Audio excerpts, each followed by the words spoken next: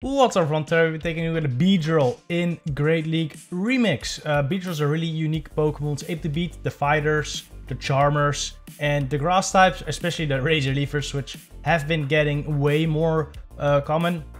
Besides that, it still has a lot of play versus steel types as well, because of the drill run, and also versus psychic types because of the X-Scissors. So overall, pretty interesting Pokemon. In this first game, I lead it into a rainy Castform, which is not the best. But given my backline with Froslass, I kind of have to stay in because Castform, of course, does beat the Froslass. Yeah, I am pairing it with Froslass and Lickitung, just because those two are very flexible Pokemon. Like both of them with some energy or shield advantage can just kill anything. Though of course does kind of struggle with Obstagoon. But that's why I have Beedrill. Beedrill is really good against Obstagoon. Of course, double resisting the counters. And only taking neutral from Night Slashes, so it's pretty good. It comes with Registeel. This is pretty bad. Beedrill is actually my Registeel answer in this team. Because of the drill run, you can actually beat it. But it's dead. So now I'm gonna have to try to take out the Registeel with Froslass and Lickitung. I'm gonna catch this move right here. It is a Shadow Ball most likely. There's no reason they would throw an Avalanche onto my Froslass right there, I think. So it catches the Shadow Ball on Licky. And that puts us in a really good spot. Get a little black here. Wow, the lag has been so crazy. That's why there haven't been many videos the past couple days. I tried to record some videos this weekend. But the lag was just so crazy that I stopped playing. It was kind of dumb. Kind of dumb, really. It is getting a little better now. But it's still not optimal, of course. Alright, we almost take out that Froslass. I'm not sure how much energy they have, though. You know, the lag kind of messed me up. So I forgot completely how much energy they had. So at this point, the strategy is low enough to farm down. They throw a Flash Cannon. So they're still gonna need at least like 4 Powder Snows before they can get off the move. So I farm them down safely, and then we throw the Avalanche into this Froslass, and it is a GG right there. Registeel, not easy to beat, but we did it. Alright, Nidoqueen, 1 turn lag at the start of the game as well. Really stinks, really stinks. Doesn't allow me to CMP tie right there, which is unfortunate. You know, Earth Power doesn't KO, so I'm just gonna go for the no shield right there and a Poison Fang, which is really good. I go for the chip damage with the X-Scissor here. Arguably, maybe not the best play. I was thinking, you know, with X-Scissor, this Avalanche will like almost KO. They will, like, if I don't throw the X-Scissor, they'll be able to get to 2 foul plays before I can kill them. But if they double shield, no, like it's not really gonna matter, right? So they got to another foul play. Yeah, that X-Scissor does help me. Like if they let that go, they would not have been able to get to the second foul play. I shield that up. Maybe not the best play. Because, probably not actually. Because I would have survived that.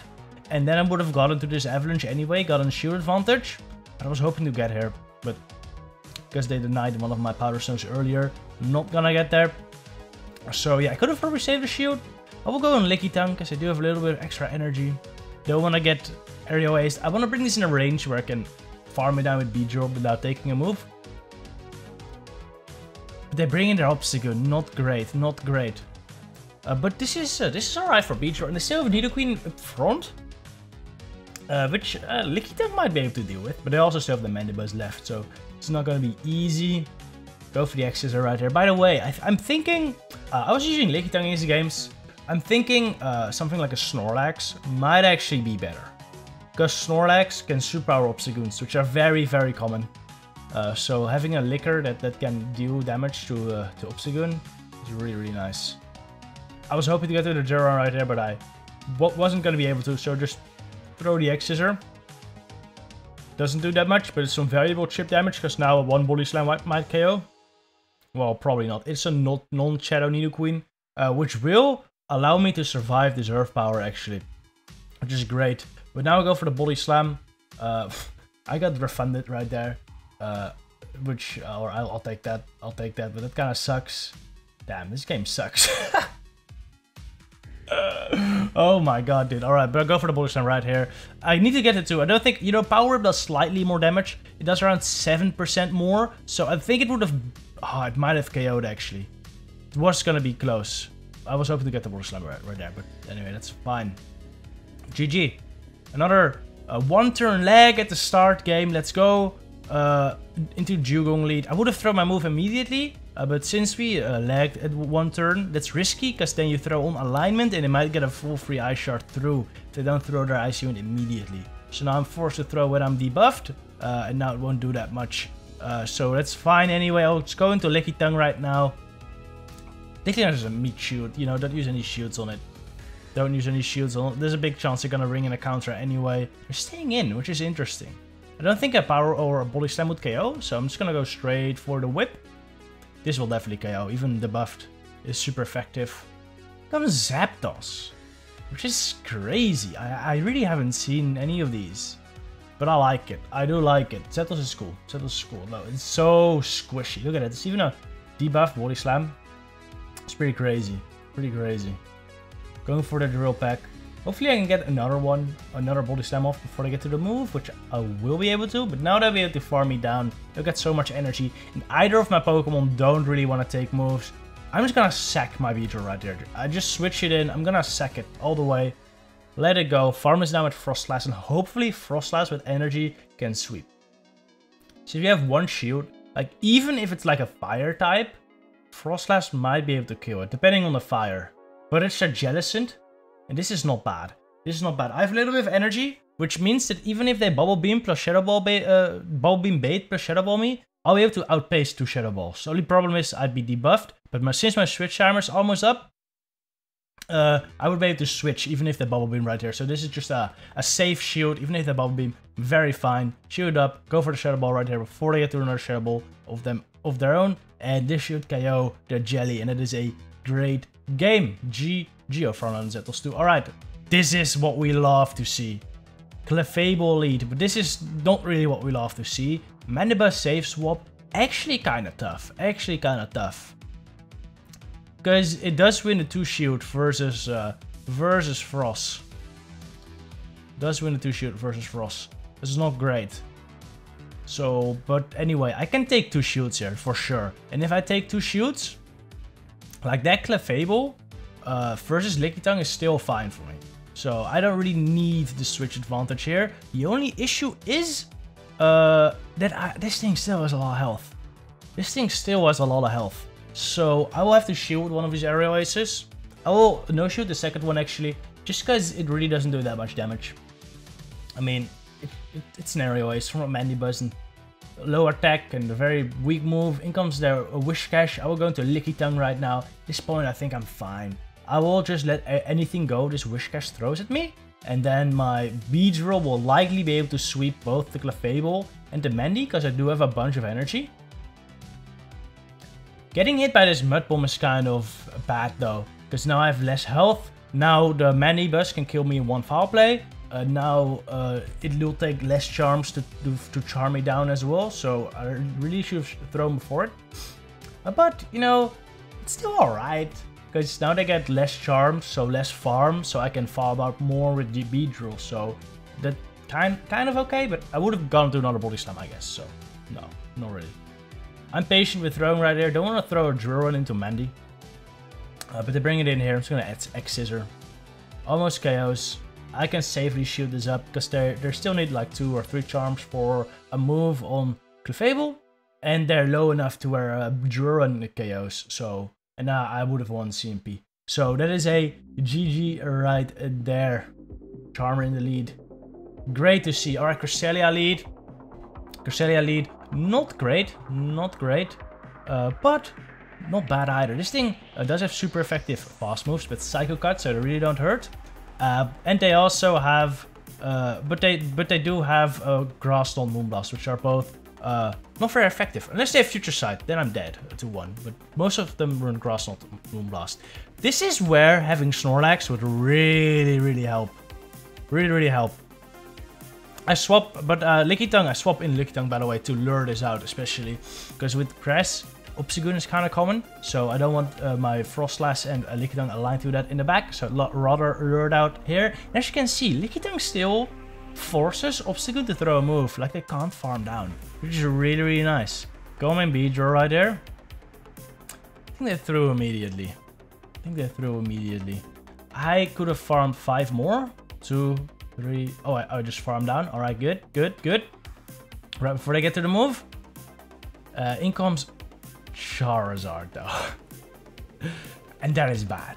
Alright, this team does not deal well with fire. You know, if it's like a Ninetales, it is kind of manageable. Just because you can Jura on it, but as Charizard, kind of hard. Should have thrown his Avalanche before they got to the move, but I wanted to farm up a little bit. But in hindsight, I should have thrown it before they got to the move. In comes Crest now. Gonna go for the Avalanche, thinking they'll shield. Because if they no-shield this, I actually still have a shot, I think. But they shielded it.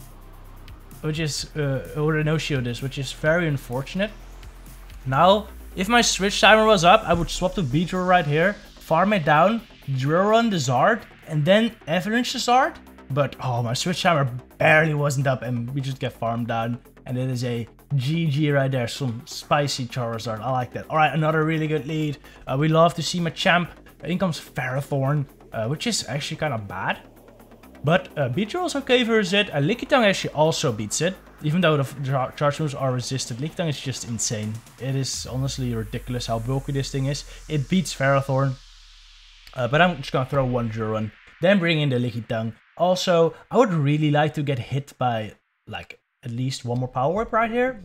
So that Machamp gets less farm. That's awesome.